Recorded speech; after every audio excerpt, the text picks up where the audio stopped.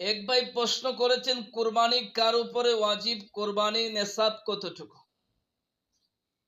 সম্মানিত দিনী ভাই, আপনার এই গুরুত্বপূর্ণ প্রশ্নের জবাব হচ্ছে,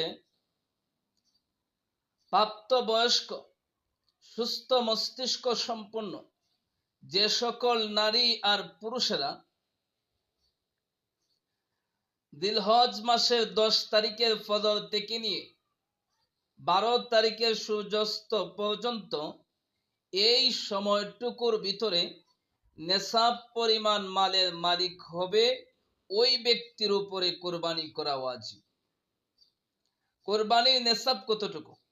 টাকা পয়সা, স্বর্ণরূপা, ব্যবসার মাল এবং প্রয়োজন অতিরিক্ত আসবাবপত্র, বসবাস করতে হয় না এমন অতিরিক্ত বাড়িঘর এবং খোরাকির প্রয়োজনে আসে না এমন অতিরিক্ত জমি, এই আসবাবগুলাকে মিলিয়ে এই সমস্ত সম্পদের মূল্য হিসাব করে যদি 52.5 তোলা রূপার দামের সম পরিমাণ হয়ে যায়, তাহলে ওই ব্যক্তির উপর কোরবানি করা ওয়াজিব। এই সমস্ত মালের মালিক যদি কেউ না হয়, শুধুমাত্র স্বর্ণের মালিক হয়, এই ক্ষেত্রে স্বর্ণ হতে হবে 7.5 তোলা।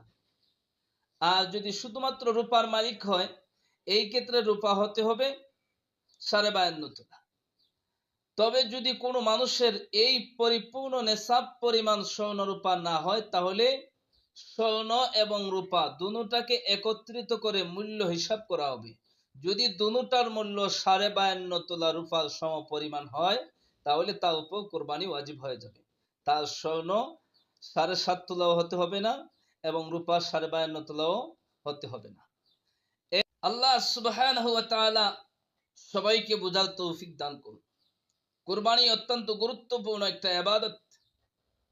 রাসূল করিম সাল্লাল্লাহু আলাইহি ওয়াসাল্লাম ইরশাদ করেছেন, যেই ব্যক্তির কুরবানি দেওয়ার সামর্থ্য রয়েছে, সামর্থ্য থাকার পরেও ওই ব্যক্তি কুরবানি দিল না, সে যেন আমাদের ঈদগাহে না আসে।